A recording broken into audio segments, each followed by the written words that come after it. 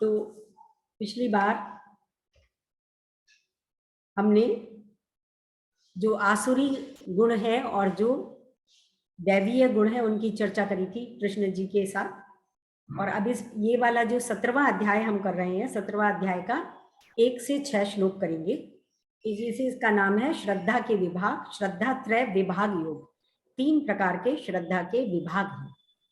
श्लोक में जो 1 से 6 श्लोक है उसमें है आप वही हैं जो आपकी श्रद्धा है, जो आप बनना चाहते हैं, जो आप दूसरों को चाहते हैं, जैसे किसी को देखते हैं, इंस्पिरेशन लेते हैं, तो आप वही हैं। कई लोगों में ज्ञान बहुत होता है परंतु श्रद्धा नहीं होती। आपकी श्रद्धा ही आपका वास्तविक स्वरूप है। जैसी आपकी श्रद्धा होगी वैसे ही आप होंगे। यह श्रद्धा सात्विक, राजसिक तथा तामसिक कुछ भी हो सकती है। सात्विक श्रद्धा वाले देवताओं को भजते हैं तथा राजसिक श्रद्धा वाले यक्ष तथा राक्षसों को भजते हैं तथा तामसिक श्रद्धा वाले लोग भूत प्रेतों को भजते हैं। अर्जुन अब प्रश्न करते हैं कृष्ण जी से। अर्जुन उवाच, ये शास्त्र विधिम उत्सृज्य यजन्ते श्रद्धया अन्विता तेषां निष्ठा तू का कृष्ण सत्वम आहो रजः तमः।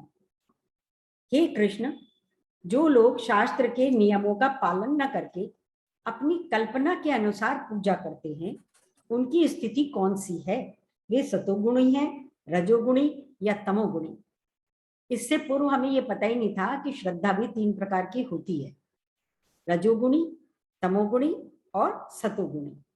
Arjuna said in English, those who worship casting aside the scriptural ordinance and do it with Shraddha, faith, was indeed is their state of Krishna, सत्वा, रजस और तमस। प्लीज मुझे बताएं, कृष्णा से कह रहे हैं कि वो किस प्रकार की कैटेगरी में आएंगे, सतोगुणी, रजोगुणी और तामसिक गुण। अर्जुन कहता है उस मनुष्य को हम क्या कहेंगे जो अपना कर्तव्य कर्म बहुत निष्ठा से करता है परंतु निष्ठा शास्त्रों द्वारा प्रमाणित नहीं है। यदि आम भाषा में कहा जाए तो इसका अर्थ यही है कि हमारी किसी न किसी वस्तु, व्यक्ति, स्थिति अथवा परिस्थिति में रुचि तो जरूर होती है। उस रुचि के कारण हमारा कर्म हमें उस रुचि से युक्त कर देता है। तत्पश्चात हमारी रुचि और हम एक हो जाते हैं। उदाहरण के लिए, किसी व्यक्ति को सट्टा बाजार में बहुत रुचि है, वह उस रुचि से पूरी तरह से ओतप्रोत होने लग जाता है। अब सुबह शाम, रात दिन वह सट्टे के बारे में सोचता रहता है, बोलता है, देखता है, समझता है। लगातार सट्टा बाजार का यह संग उसे और सट्टा बाजार को एक बना देता है। यदि इस बात को हम तकनीकी तौर पर कहें तो उसको सट्टा बाजार से पूर्णतया श्रद्धा हो चुकी है। अब अर्जुन का यही प्रश्न है कि ऐसी श्रद्धा को आप सात्विक, राजसिक या तामसिक क्या कहोगे? दूसरा श्लोक।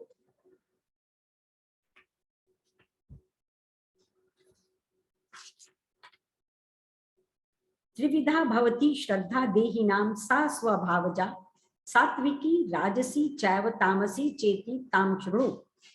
भगवान ने कहा, देहधारी जी द्वारा अर्जित गुणों के अनुसार उसकी श्रद्धा 3 प्रकार की हो सकती है, सतोगुणी, रजोगुणी अथवा तमोगुणी। अब इसके विषय में सुनो। जो प्रश्न किया अर्जुन ने, तो कृष्ण बता रहे हैं 3 प्रकार की हो सकती है, उसके विषय में सुनो। The blessed Lord said, the threefold is the Shraddha, faith, born of individual nature of embodied Satyaki, राजसिकी and तामसिकी। Listen to it दस। श्रद्धा का बाहरी संयोग नहीं अपितु मनुष्य के अंतःकरण के स्वभाव से उत्पन्न स्थिति है। जब मन के अंदर वो चीज बैठ जाती है, जब मन के अंदर आपके मन पर, आपके अस्तित्व पर उसका पूर्ण असर हो जाता है, सोच में भी वही, कर्म में भी वही, उसको कहा अंतःकरण के स्वभाव से उत्पन्न स्थिति। आदि शंकराचार्य ने श्रद्धा को समझाते हुए कहा, श्रद्धा आपके अंतःकरण की वह क्षमता है जिसमें आप किसी विचार को अपने भीतर बसाते हो, तत्पश्चात आप और वह विचार एक हो जाते हैं। श्रद्धा का कोई भी अंग्रेजी अनुवाद नहीं है। अंग्रेजी भाषा का शब्द फेथ श्रद्धा का बहुत कमजोर अनुवाद है, उसमें फुल मीनिंग नहीं आ पाता है। जो उसका जिस्ट है, जो उसका तथ्य कहने का अभिप्राय है, वो श्रद्धा का फेथ शब्द से क्लियर नहीं होता है। शास्त्र कहते हैं कि आप अमृत के पुत्र हो। शास्त्र सम्मत बात हो रही है कि तीनों प्रकार के जो गुणी हैं, उनके अंदर अगर शास्त्र सम्मत श्रद्धा है तो कैसी है, और शास्त्र के विरुद्ध श्रद्धा है तो कैसी गिनी जाएगी। इस विचार को हमने सुना समझा, इस विचार को हमने माना, परंतु क्या हमारी इस विचार में श्रद्धा है? सत्य मानना और विचार को समझना श्रद्धा नहीं है। हर कोई कहता है कि प्रभु सर्वव्यापी है, हर कोई कहता है कि प्रभु अंग संग समाया है, हर कोई यह कहता है कि हर व्यक्ति को अपने कर्मों के अनुसार फल मिलता है, लेकिन क्या इस विचार में हमारी श्रद्धा है? जिस वस्तु, व्यक्ति, स्थिति, परिस्थिति के विषय में आप सबसे अधिक सोचते हो तथा आपको देखकर भी लोगों के मन में वही विचार उजागर हो जाते हैं, तो वह श्रद्धा है। मानना, समझना श्रद्धा नहीं है। वह विचार जब जीवन में बस जाए तो इस विचार से आपको श्रद्धा है। अब प्रश्न उठता है कि आपके विचार शास्त्रों द्वारा प्रमाणित हैं कि नहीं। तीसरा श्लोक, सत्वानुरूपा सर्वस्य श्रद्धा भवति भारता, श्रद्धाम अयोयम पुरुषो यो यच्छुद्धम स एव सः। हे भरत पुत्र, विभिन्न गुणों के अंतर्गत अपने अपने अस्तित्व के अनुसार मनुष्य एक विशेष प्रकार की श्रद्धा विकसित करता है। अपने द्वारा अर्जित गुणों के अनुसार ही जीव को विशेष श्रद्धा से युक्त कहा जाता है। In English, Shraddha, faith of everyone is in accordance to one's nature. O Bharat, a man is made up of this Shraddha, faith. He is verily what is Shraddha, faith is. आप वही हैं जो आपकी श्रद्धा है। जैसी श्रद्धा होगी वैसे ही व्यक्ति आप हो।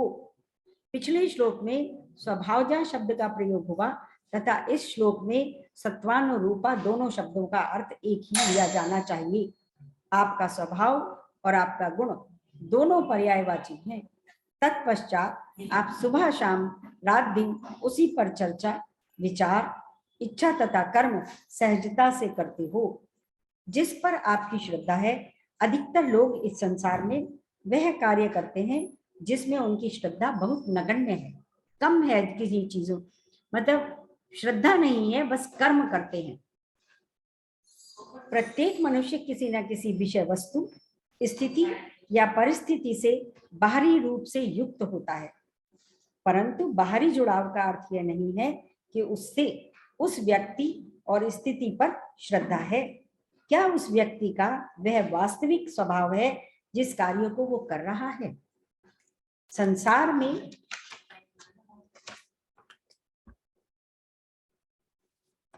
में सैकड़ों लाखों लोगों को सुना और देखा होगा जो पिछले कई वर्षों से कई कार्य, नौकरी, धंधा इत्यादि कर रहे हैं, परंतु उनकी उस कार्य में बिल्कुल भी रुचि नहीं है। क्यों कर रहे हैं वह कार्य? इसीलिए कर रहे हैं वह कार्य, इसलिए कर रहे हैं कि मजबूरी है। जिस कार्य को आप मजबूरी में करते हैं वह कार्य सजा है, जबकि जो कार्य आप श्रद्धा से करते हैं वह कार्य आनंददायक है। 4th श्लोक,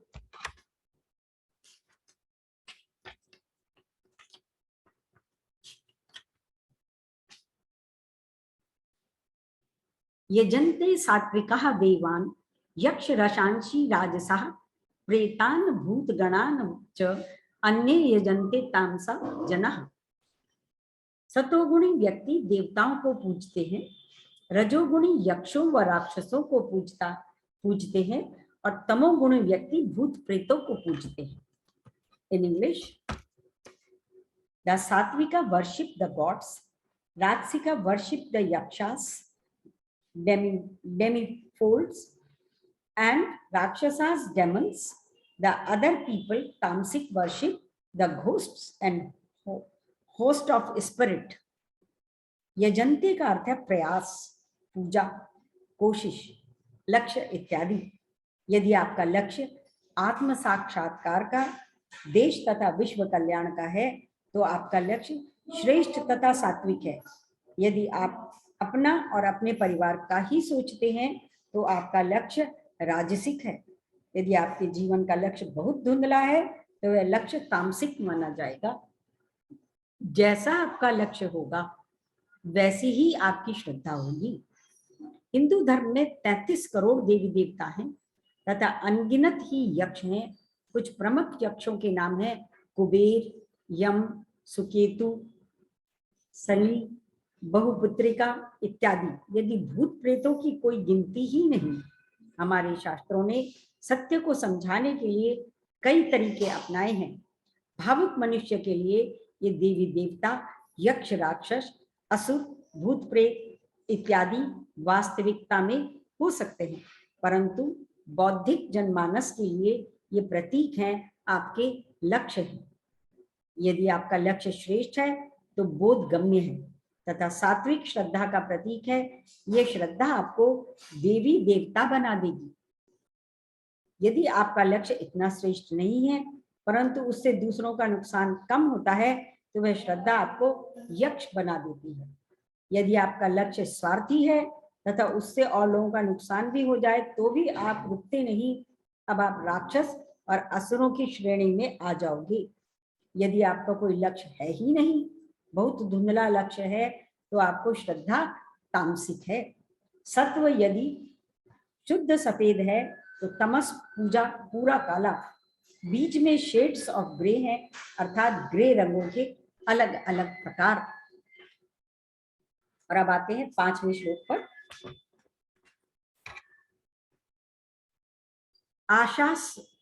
अशास्त्र विहितम घोरम तप्यन्ते ये जपः जनाः दंभ अहंकार संयुक्ता काम राग बल अन्विता।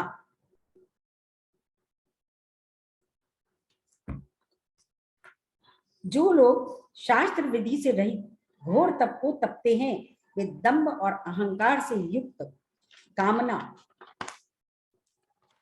राग और बल के अभिमान से युक्त हैं। In English, those people who practice terrible austerity and enjoy by the scripture with much hypocrisy and egoism possessed by the power of lust and attachment। इस तरह के राजसिक लोगों से समाज भरा पड़ा है। राजसिक श्रद्धा वाले मनुष्य छोटे से छोटे कर्म से लेकर बड़े से बड़े महान कर्म में पीछे दंभ, अहंकार, राग और बल के अभिमान में ही जीते हैं। दंभ जो है नहीं उसका दिखावा, हमने पीछे भी पढ़ा था। जो है नहीं उसका दिखावा, अहंकार पिछली उपलब्धियों का मान, कामना भविष्य की उपलब्धियों की इच्छा, राग इन इच्छाओं से लगाव, बल उन इच्छाओं को प्राप्त करने की शक्ति, अभिमान इच्छा पूरी होने के बाद अपने भाव को बढ़ा लेना। इस तरह की राजसिक श्रद्धा शास्त्रों द्वारा प्रमाणित नहीं है। इसके विपरीत सात्विक श्रद्धा शास्त्रों द्वारा प्रमाणित होती है। ऐसे में मनुष्य जो तपस, प्रयास, मेहनत और कोशिश करता है वही उसको खुशी देती है। बात महत्वपूर्ण है, इसलिए इसे ध्यान से पढ़िएगा। सात्विक श्रद्धा में फल तो सुख देता है परंतु कर्म भी सुखदायी होता है। उदाहरण के लिए, आप आंख से क्या देख रहे हो वह तो सुखदायी है ही, परंतु आपकी आंखें देख पा रही हैं वह उससे भी अधिक सुखदायी है। क्या आप खाना खा रहे हो यह तो सुखदायी है ही, परंतु आप खाना खा पा रहे हो यह उससे भी ज्यादा सुखदायी है।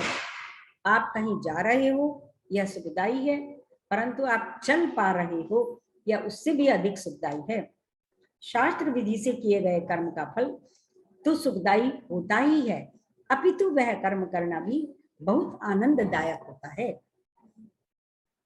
राजसिक श्रद्धा में कर्म में मजा ही नहीं है, अपितु कर्म फल पर सुख को आरोपित किया जाता है। मतलब जो हम कर्म कर रहे हैं उसका क्या फल मिलेगा, वो राजसिक श्रद्धा आ जाती है कि हम फल के लिए कर्म कर रहे हैं। राजसिक श्रद्धा में समाज का भला कम होता है तथा यह श्रद्धा मनुष्य को उसके अंतिम लक्ष्य अर्थात मोक्ष तक भी नहीं पहुंचाती। 6th श्लोक, कर्षयन्तः शरीर स्थम भूतग्रामम अचेतसः माम च एव अंतः शरीर स्थम तान विद्धि आसुर निश्चया। शरीर में स्थित भूत ग्राम और अंतःकरण में स्थित मुझे भी क्लेश करने वाला उन अज्ञानियों को आसुरी स्वभाव वाला जान। Torturing the elements in the body and even me embodied within, senseless know them to be of demonic results. भूतग्राम अर्थात 10 इंद्रियां, प्राण, मन और बुद्धि इत्यादि समूह का नाम है। अचेतसा अर्थात तामसिक मनुष्य अपने आलस्य, तमस तथा अपने अज्ञान के कारण अपना और अपनों का नुकसान करता है। तामसिक मनुष्य इतना लापरवाह होता है कि स्वयं का ही नुकसान करता है। उदाहरण के लिए हर सिगरेट के पैकेट पर वैधानिक चेतावनी लिखी होती है, फिर भी वह सिगरेट पीने से बाज नहीं आता। अंततो गत्वा तामसिक श्रद्धा वाले मनुष्य अपने वास्तविक स्वरूप आत्मा का भी निरादर करते हैं। सत्य तो यह है कि आत्मा को कोई भी कष्ट, क्लेश, नुकसान नहीं हो सकता, परंतु यहाँ कृष्ण जी के कहने का तात्पर्य यह है कि तामसिक व्यक्ति तत्व ज्ञान, ब्रह्म ज्ञान, मोक्ष से दूर दूर तक का कोई नाता नहीं, जिससे वह स्वयं का भी नुकसान करता है। अब आप स्वयं विचार करें, आपके जीवन का लक्ष्य श्रेष्ठतम, निम्न या निम्नतम क्या है, या कोई लक्ष्य है ही नहीं। आज के लिए इतना ही। अब हम डिस्कशन करेंगे।